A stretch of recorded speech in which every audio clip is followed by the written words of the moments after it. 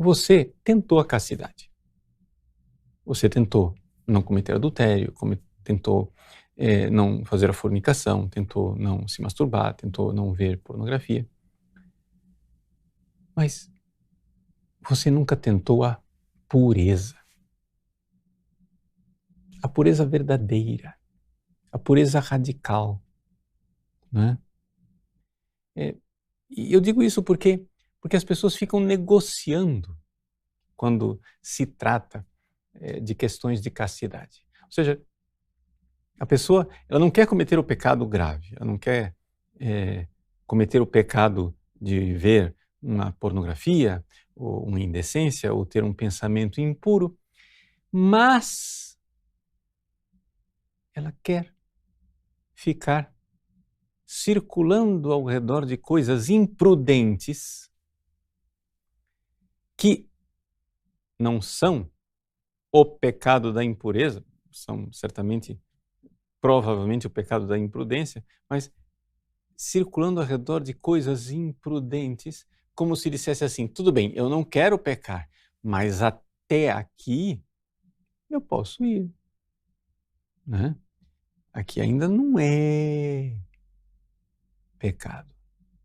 Mas no fundo, são coisas que a pessoa teria vergonha daquilo. Ou seja, um casado, uma casada, uma mulher casada, um homem casado, teria vergonha que o seu cônjuge visse aquele pensamento, que não é propriamente impuro, mas causaria uma tristeza no coração do outro. Não gostaria que o seu cônjuge, sua esposa, seu esposo, visse a cena de você contemplar aquela fotografia, que não é uma fotografia indecente. A pessoa não está nua, etc e tal, mas você, o seu olhar sobre aquela pessoa devidamente vestida, o seu olhar é indecente. Sem fantasias sexuais, nada disso, mas existe uma forma diferente de olhar para as pessoas. Não é? E então é aqui que vem a realidade da pureza. Ou seja, no fundo, a pureza que eu estou falando aqui é a virtude da castidade vivida profundamente no coração. Só que eu estou usando a palavra pureza, não é? Porque talvez ela transmita melhor o que eu quero dizer. Nosso Senhor Jesus Cristo diz nas bem-aventuranças: bem-aventurados os puros de coração, porque verão a Deus. O texto original grego diz: Makarioi hoi katharoi tekardia. Felizes os puros, a palavra kataros em grego aqui, o significado é, na realidade, aquilo que não é misturado. Né? Como se diz em italiano, tutto d'un pezzo, é um pedaço só.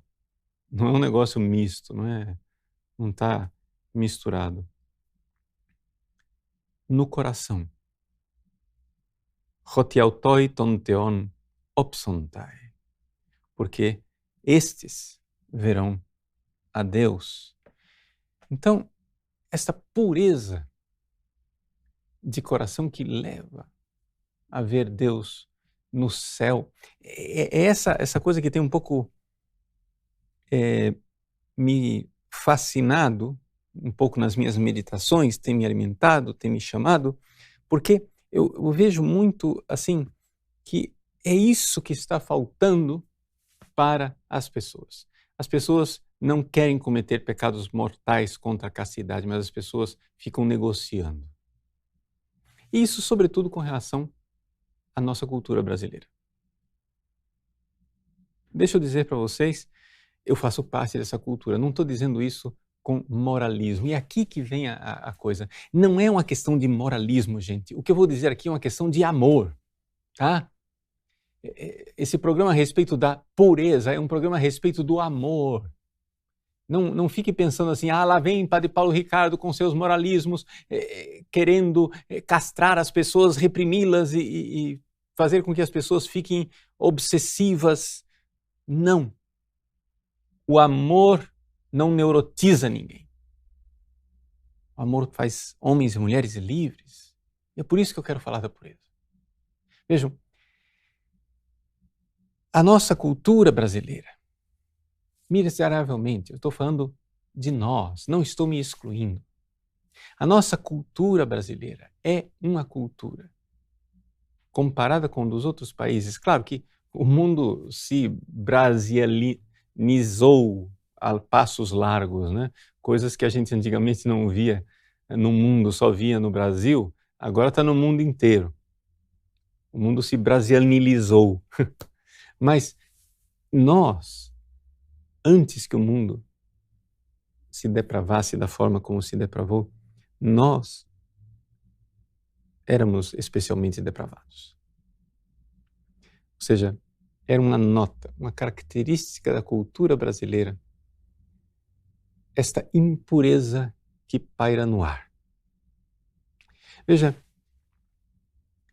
e eu digo isso porque o comentário, as piadinhas, as conversinhas de um brasileiro, de uma forma geral, tende, né, para esta direção menos pura, menos honesta, menos casta. Ou seja, é aquela piadinha de duplo sentido, que não chega a ser pornográfica, no sentido estrito da palavra. Mas você sente no ar a falta de castidade, a falta de pureza, a falta de transparência.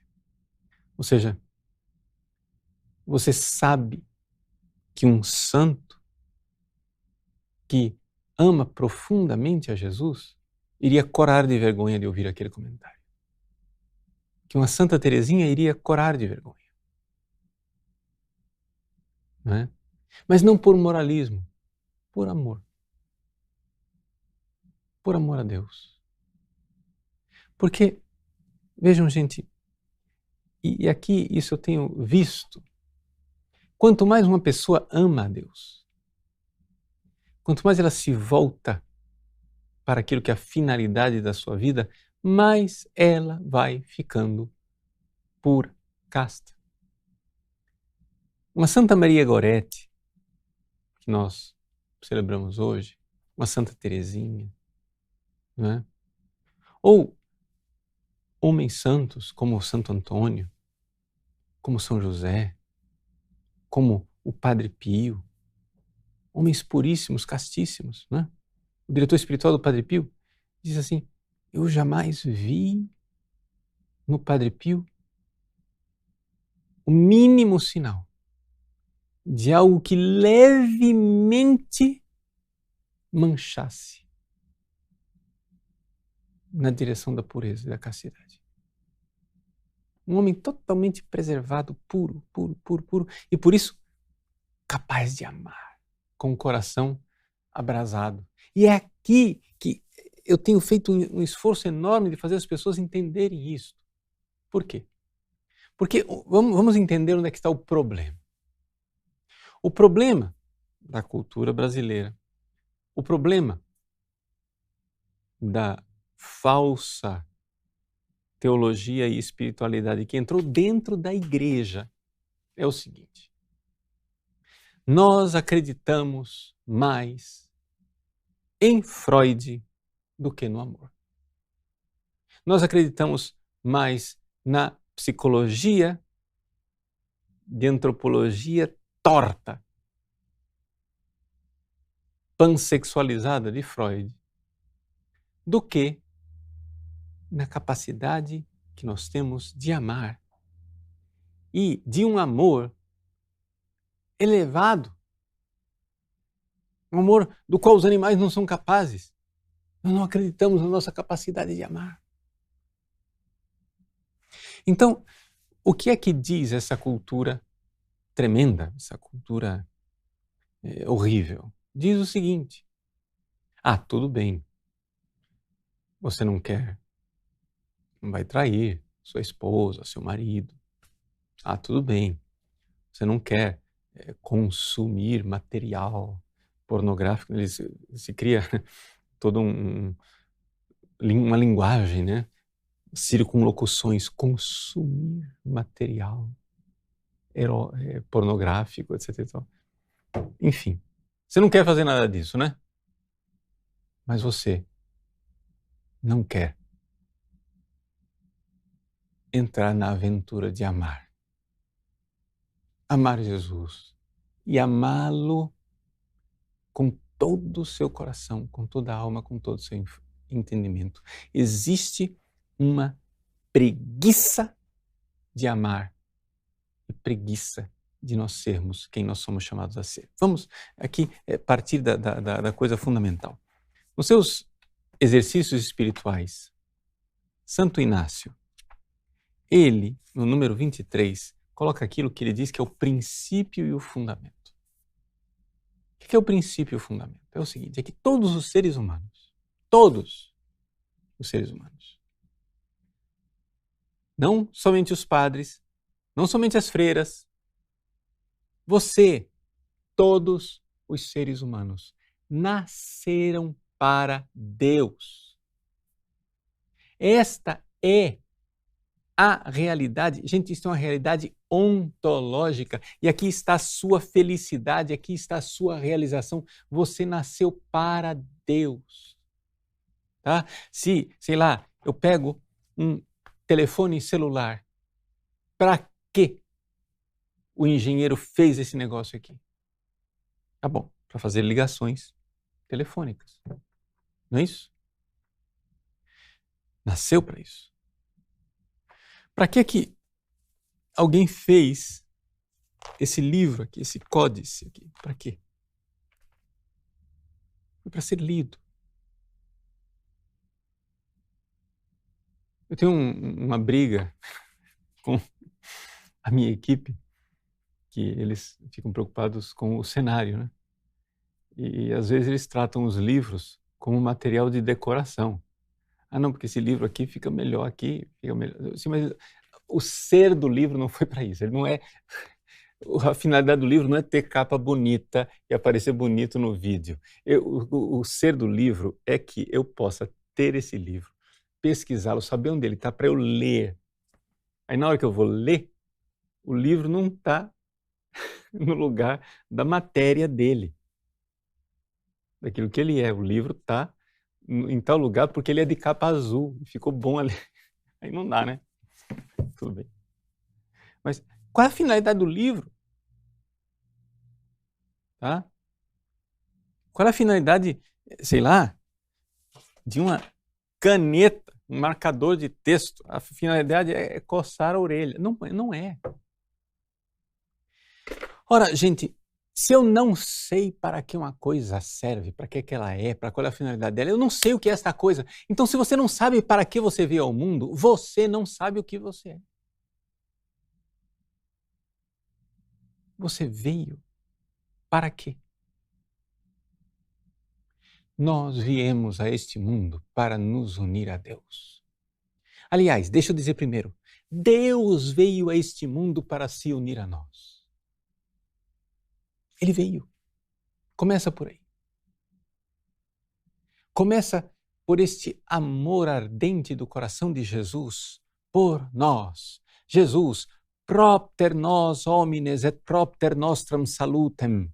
Por nós homens, por amor a nós, seres humanos, e para a nossa salvação, ou seja, para se unir a nós e para que nós pudéssemos nos unir a Ele na eternidade para todos sempre, felizes da felicidade do Pai, a felicidade do Filho, a felicidade do Espírito Santo, para que nós pudéssemos participar desta felicidade, esta vontade, este amor unitivo. Jesus quis se unir a nós, Ele pagou o preço de se unir a nós, Ele veio a este mundo, Ele desejou ardentemente estar comigo, Ele quer estar comigo. Porque Ele veio por mim. E por que eu estou aqui? por Ele. Por Ele, essa é a minha finalidade, estou aqui para isto. A caneca de chá está aqui, ela não é um peso para papel. Eu posso usá-la para isso, mas ela não é para isso. Para que existe você? Você existe para Deus. Aí você atende uma pessoa na confissão, na direção espiritual. O que faz um diretor espiritual? Né? Ele põe uma direção espiritual. Por quê? Porque a maior parte das pessoas, quando vem procurá-lo, essas pessoas estão numa desorientação carnal. Então estão desorientadas carnalmente. Você faz o quê? Faz uma direção espiritual. Você diz, olha, vamos lá. O que é que está acontecendo? Você está desorientado. Você não sabe para que você veio. Você está biruta, você está doido, está indo para lá, para cá, para lá, para cá, para lá, para cá. Uma hora, você acha que veio porque, eu vou encontrar a mulher da minha vida, eu vou me unir a ela. Outra hora, aquela mulher da sua vida já não é mais suficiente, aí você diz, não, mas eu tenho que também, e como é que eu vou ser feliz se eu não tiver uma pessoa? Veja, existe essa crença difusa, às vezes não verbalizada, porque muitas pessoas teriam vergonha de verbalizá-la, mas essa crença difusa de que numa união afetivo/sexual está a minha felicidade. E isto eu vejo, me desculpe, eu vou falar, em celibatários.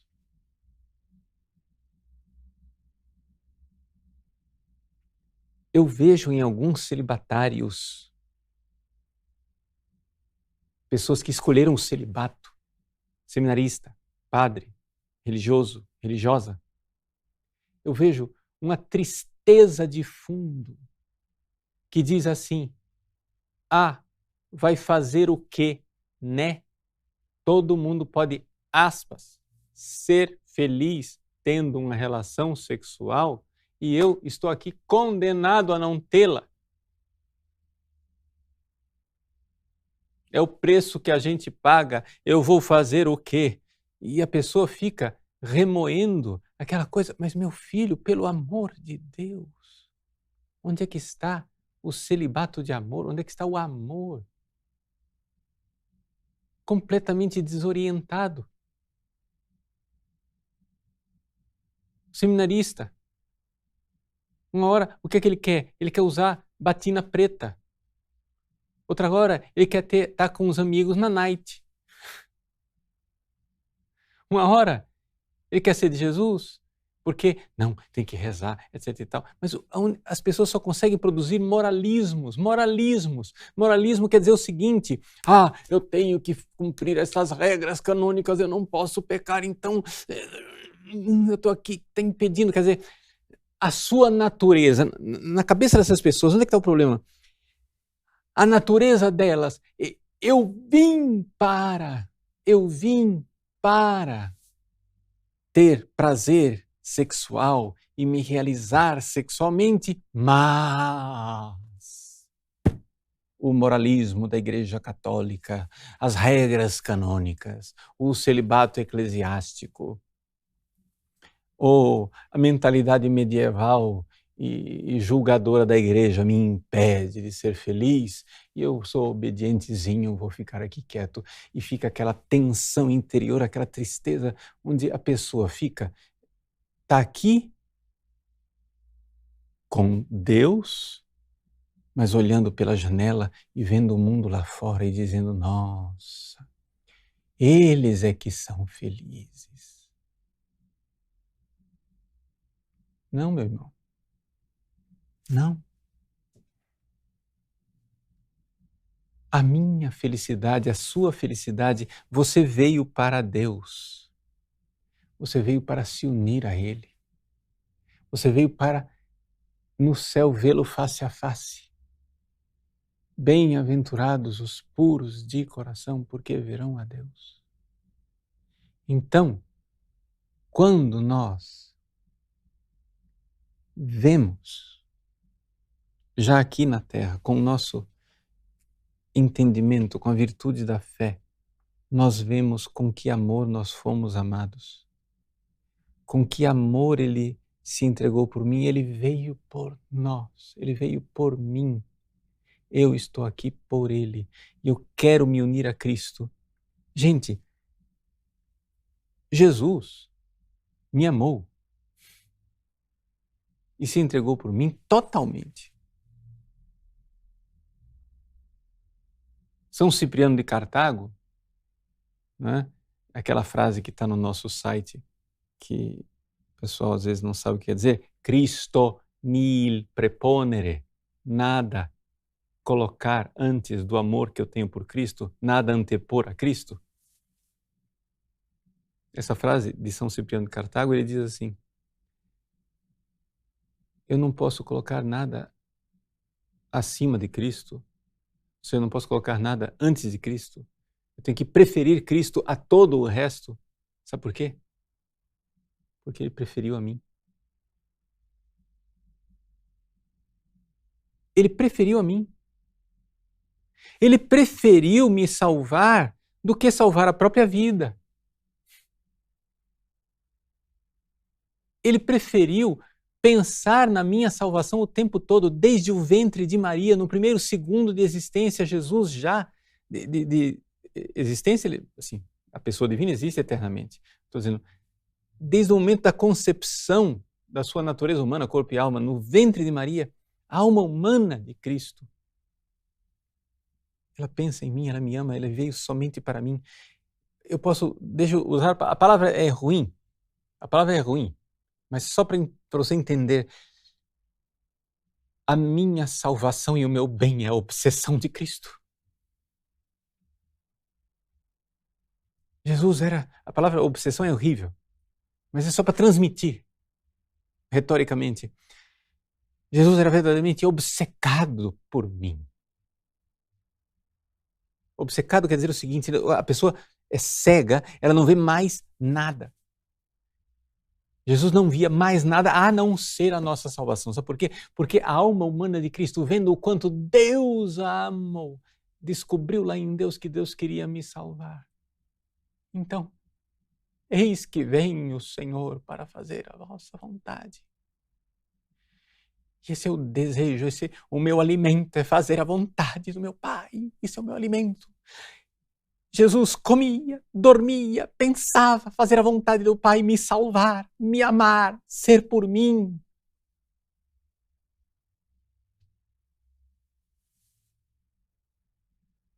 Sem distração. E é a este amor que nós devemos responder. Aí o que acontece? Você vai se confessar, está tudo bem, está tudo ótimo. 5 minutos depois, o que é o amor de Cristo por você? Não é mais nada, acabou, evaporou. Agora você está preocupado com o dinheiro que você vai pegar no banco. Eu não estou dizendo que não é para você pegar dinheiro no banco, mas se foi por nós homens e pela nossa salvação, vá ao banco por Cristo, com Cristo e em Cristo. E então você será puro de coração. O que é pureza? Pureza é este amor.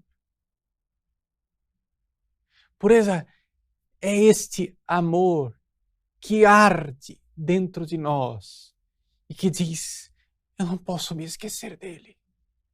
E então, se eu o amo, porque ele me amou e se entregou por mim, se eu nada anteponho a Cristo, se ele é a razão de ser de minha vida, se ele é o meu amor, o meu Senhor, se ele é o esposo de minha alma, quer você seja padre, celibatário, casado ou o que for, como é possível você olhar, eu, homem, como é possível olhar para uma mulher me esquecendo de Jesus?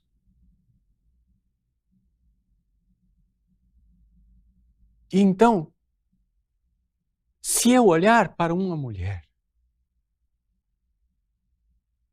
e Cristo, o amor de Cristo, estiver urgindo dentro de mim, se o Espírito Santo derramado em nossos corações, que é o amor de Deus, estiver lá e eu olhar, o que não verei eu?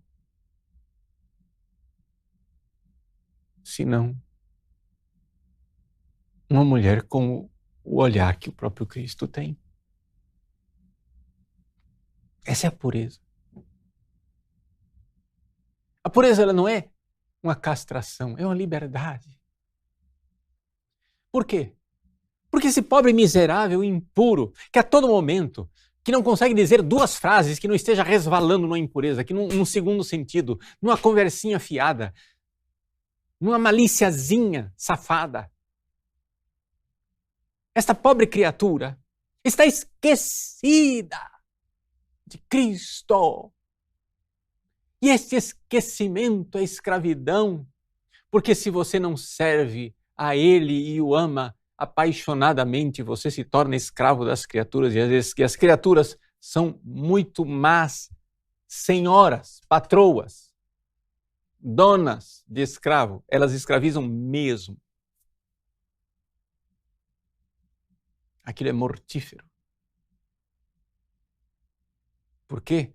Porque elas não são a fonte do meu ser. Os profetas nos dizem: abandonastes a mim, fonte de água viva, para cavar cisternas rachadas. Cisterna rachada porque não chove, e quando chove, não retém a água. A água vai embora, é rachada.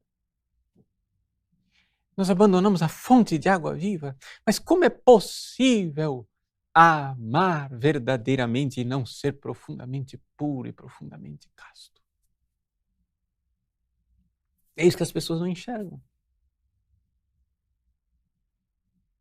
É isso que a gente vê constantemente nas confissões, constantemente quando a gente atende as pessoas. Mas meu filho, minha filha, pelo amor de Deus. Mas padre, eu não aguento, eu quero ser feliz, eu estou frustrado, não sei o que, etc e tal. Mas que cegueira. Mas que ilusão. Mas que tolice. Quantas vezes você já voltou?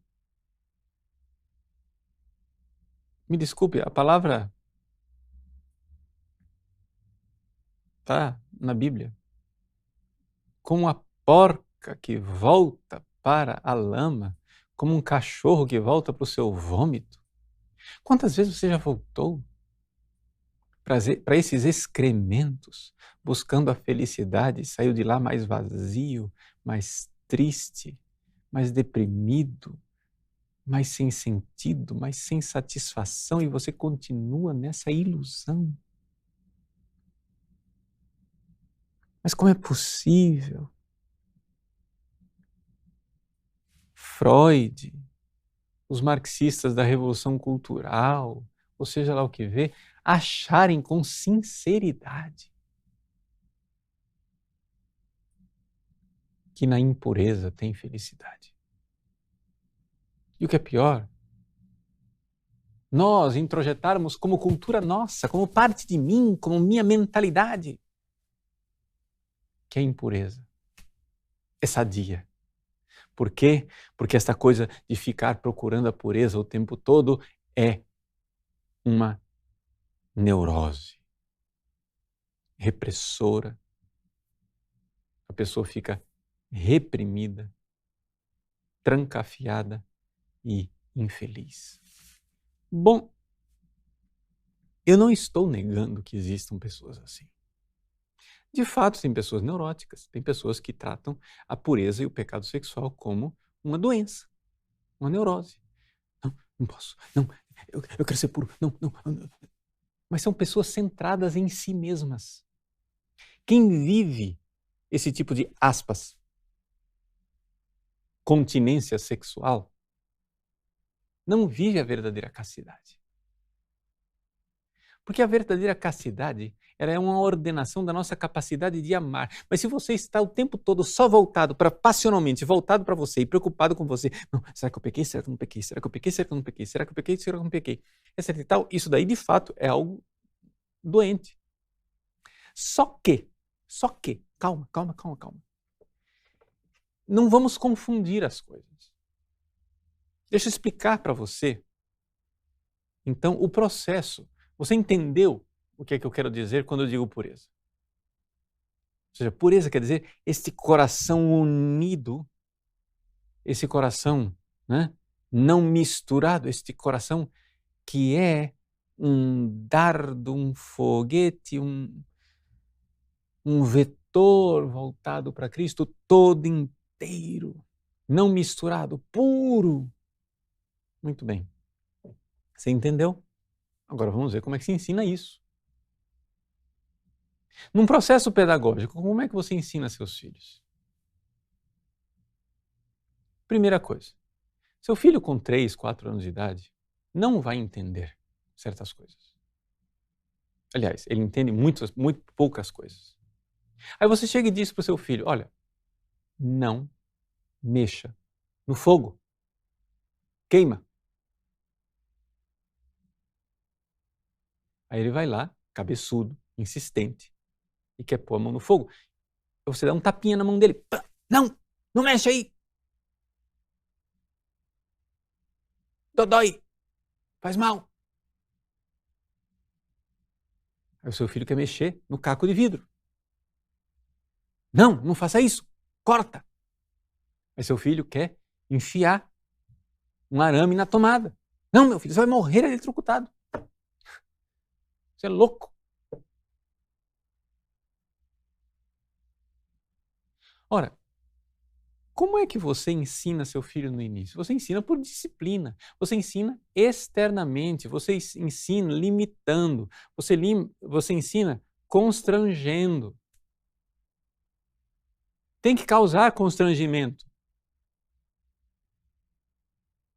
Porque a criança não é capaz de entender. Só acontece o seguinte, dentro do processo formativo e educacional, você espera um belo dia que essa criança, que com 3, 4 anos de idade não entendia bulhufas, que com 10 anos de idade ela já tenha juízo e entenda por que não pode mexer com fogo. Entenda por que não deve ficar brincando com um caco de vidro. Esse é o sucesso do processo educacional formativo, quando a pessoa viu aquilo que antes você só podia apontar.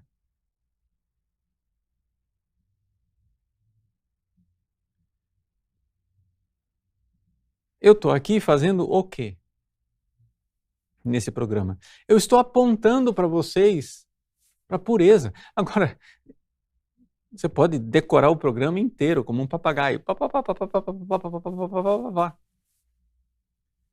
Mas se você não rezar, se você não buscar na vida dos santos, se você não prescrutar as escrituras, se você não introjetar verdadeiramente, não procurar esse convencimento interior que vem pela luz natural da razão e pela luz sobrenatural da fé, para que finalmente você veja. Peça a Deus, Domine, ut videam, Senhor, que eu veja, Senhor, que eu veja. Peça isso. Ver. Eu fico abismado, como é possível, né? Pega 70 anos atrás. 70 anos atrás, seminaristas, Sicutaties bene ordinata, né? Um exército em ordem de batalha. Todos com o mesmo uniforme, a mesma batina preta. Pum. Vamos lá. Todo mundo rezando o breviário, todo mundo com tonsura, todo mundo com o mesmo cabelinho, todo mundo com a mesma liturgia, todo mundo com a mesma disciplina, todo mundo, tudo direitinho. Pá, pá, pá, pá, pá. De repente, vem a década de 60. Relaxamento disciplinar, vem Woodstock, revolução sexual, revoluções marxistas, não sei o que, etc e tal, e do dia para a noite, 17 mil sacerdotes deixam o celibato para casar. Ah, como assim? Eu só posso chegar a uma conclusão. Esses caras não estão vendo nada. Eles estavam realmente constrangidos no celibato. Desculpa, como muitos estão. Desculpa mais ainda. Alguns muito pouco constrangidos, porque não vivendo. Estavam constrangidos no celibato. Porque não é possível que uma pessoa que veja o amor de Cristo e porque viu o amor de Cristo e optou pelo celibato e continue vendo o amor de Cristo. Não é possível, gente. Não é possível que isso aconteça de forma maciça assim. Pode acontecer um caso que a pessoa foi um erro vocacional. Ou seja, a pessoa abraçou o celibato, continuou vendo o amor de Cristo e viu que ele não tem entendido nada do que Jesus tinha pedido para ele e que era outra coisa que Jesus estava pedindo. Tudo bem, isso acontece, né? Mas vamos e convenhamos, isso não é a regra. Então, é evidente, o que é um processo formativo? Eu estou falando aqui do celibato dos padres, mas isso vale para o casamento também, gente. Tá? Ou seja, a coisa começa, sim, num processo disciplinar externo. Você tem que chegar, né? E para educar seus filhos, tem que limitar o acesso deles, sim, a filmes indecentes, a pornografia, que eles vejam coisas impuras, etc e tal. Tem que limitar. Só acontece o seguinte: tem que haver um momento em que a pessoa enxerga interiormente. Veja, por exemplo, Santa Teresinha do Menino Jesus e da Sagrada Face. Está aqui as obras completas dela. É pela Paulus, mas eu mandei fazer uma encadernaçãozinha de cor bonita. Página 125. Quem tem outras edições é no manuscrito A, página 57, reto. Santa Teresinha está narrando a sua viagem para Roma. Antes de ir para Roma, ela passou em Paris. Em Paris, ela foi na igreja de Santa Maria das Vitórias, né? Que eu também tive a graça de visitar lá no centenário da morte de Santa Teresinha, em 1997, que foi o Dia Mundial da Juventude em Paris. Santa Teresinha diz assim: supliquei ainda a Nossa Senhora das Vitórias que afastasse de mim tudo o que pudesse manchar minha pureza. Porque, claro, ela nunca tinha saído de casa. Ela não tinha sido exposta ao mundo. Era a primeira vez que Teresinha saía. Ela está aqui com 14 para 15 anos. Não ignorava que numa viagem como esta à Itália haveria de se encontrar muitas coisas capazes de me perturbar. Sobretudo porque, agora vem, não conhecia o mal e temia descobri-lo. Até aqui, bonito. Mas vejam agora como ela,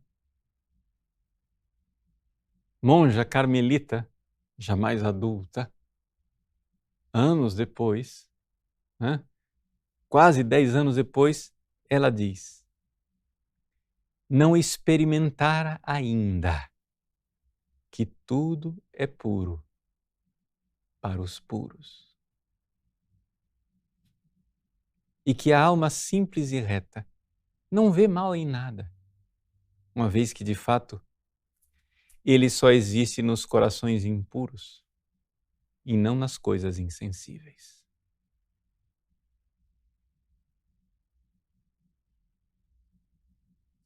Gente, isso é uma coisa...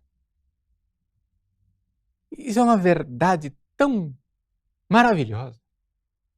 Não existe nada de impuro nas coisas materiais, insensíveis. Vejam, eu não estou dizendo para você se expor. É evidente, o meu coração não é puro. Então, porque o meu coração não é puro e eu devo constatá-lo, eu não posso me expor a certas imagens. Eu não posso me expor a certas conversas. Por quê? Porque a impureza está dentro de mim. Eu não amo Cristo o suficiente. Só que acontece que aqui é Santa Teresinha escrevendo ela já na 7ª morada. E ela que nunca cometeu um pecado mortal na vida, aprendeu rápido porque Deus com ela tinha muita pressa.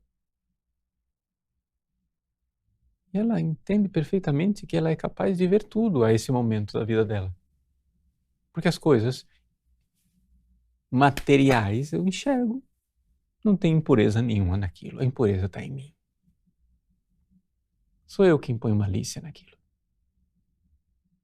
Deixa eu falar assim, para você entender. Não é? Pega uma pessoa, eu estou falando de pessoas, digamos, naquela média de normalidade que nós conhecemos. Uma pessoa numa média de normalidade, não estou falando de pessoas desequilibradas com problemas. Essas pessoas, não estou condenando pessoas assim, esses desordens, desequilíbrios e taras existem e fazem as pessoas sofrer. Mas estou falando de pessoas que não têm isso. Uma pessoa normal olha para um bebê sem roupa. Essa pessoa não é, assim, a maior parte das pessoas não é capaz de pensar uma indecência. Tá sem roupa. Mas é um bebê. É evidente. Não tem impureza ali. Por quê? Porque esta área do seu coração está tranquila, está pura. Você não olha, né, para seus filhos, a maior parte das pessoas, pelo menos na normalidade, não olha para os filhos, não olha para os pais, não olha para os irmãos com impureza.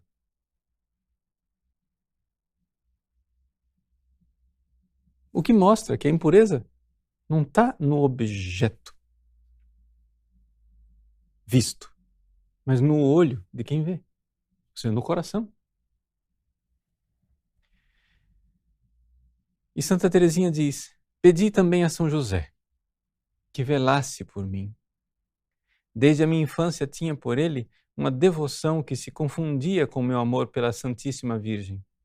Todos os dias recitava a oração: ó São José, Pai e protetor das virgens.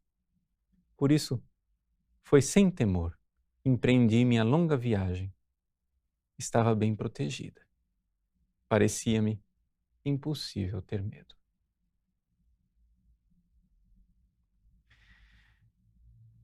Esta é a nossa Santa Teresinha, que, citando a carta de São Paulo a Tito, capítulo 1, versículo 15, diz: para os puros, tudo é puro. Eu vou continuar lendo o versículo para você entender o todo. Para os puros, tudo é puro, mas para os impuros e incrédulos nada é puro. Até o seu pensamento e a sua consciência estão manchados. Eis aí. Então, o que é que nós devemos fazer? Purificar o nosso coração. Purificar o nosso coração. Inicialmente, pode parecer para você um certo moralismo. No processo educacional é isso, você primeiro se proíbe coisas. Não posso. Mas você não pode perder a meta, a razão, o amor de Cristo.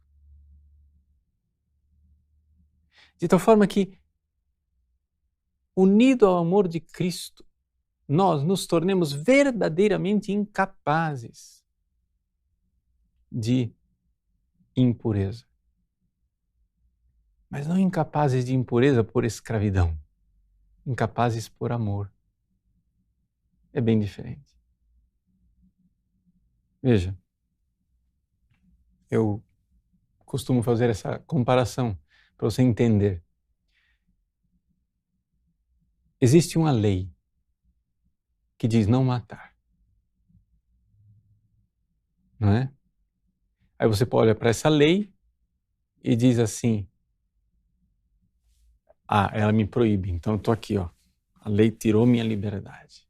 Sim, mas se você ama, essas algemas caem no chão. Quer ver? Você ama sua mãe. Você não precisa de lei dizendo não mate sua mãe. Você quer o bem dela. Você se preocupa com a saúde dela. Você quer o bem-estar, você quer a salvação eterna dela. Você quer somente o bem da sua mãe. Quem de nós não arrancaria um braço, uma perna, para restituir a saúde para a própria mãe?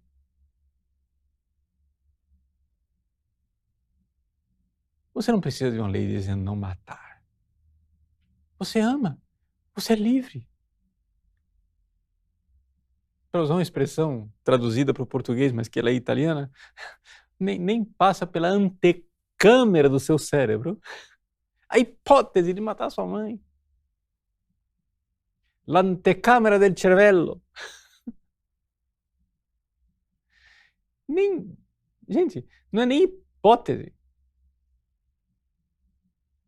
E por quê? Porque você ama e você ama é livre.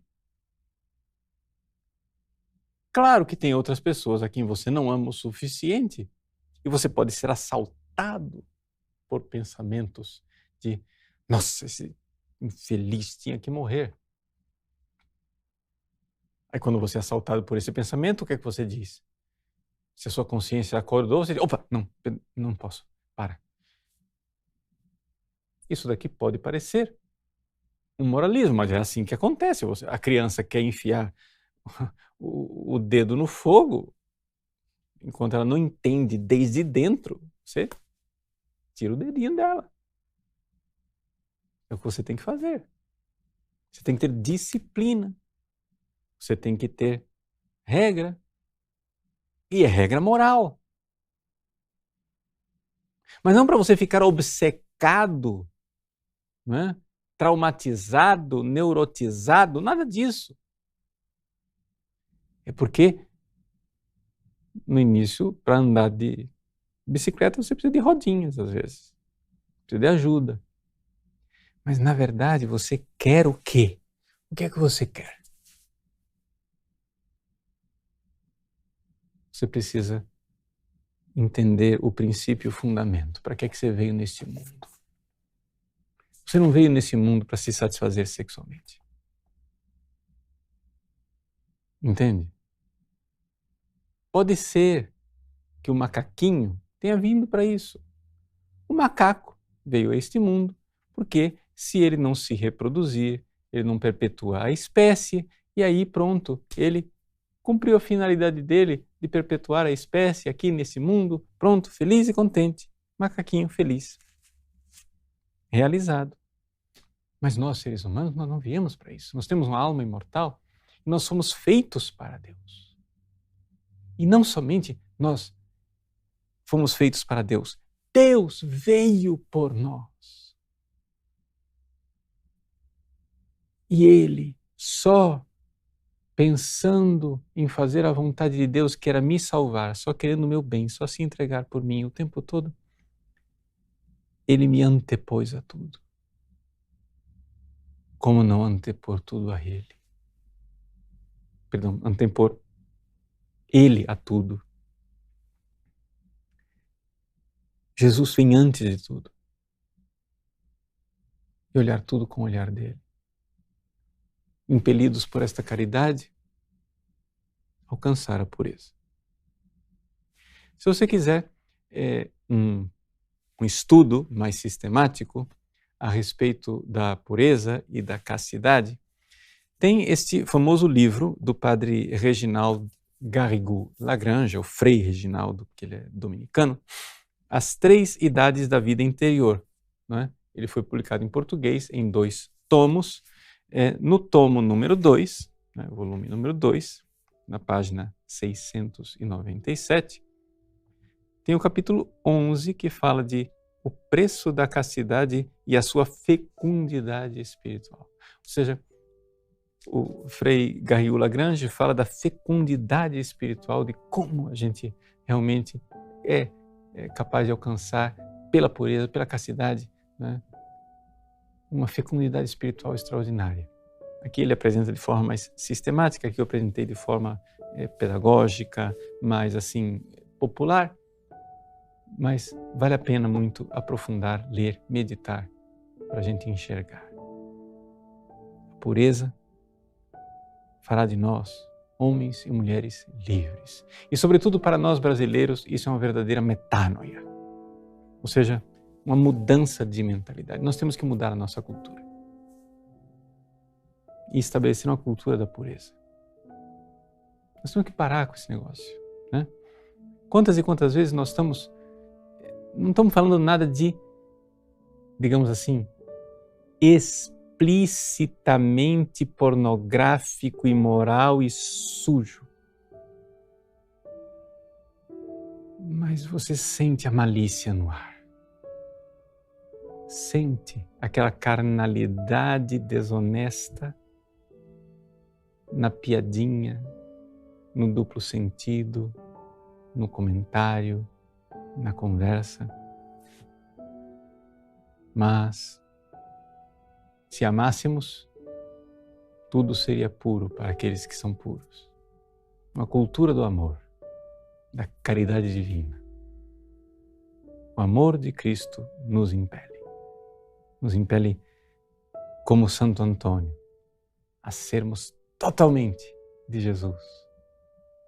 Lírios de pureza, como Santa Maria Goretti, Santa Teresinha, como São José, como a Virgem Maria. Deus abençoe você. Em nome do Pai, do Filho e do Espírito Santo. Amém.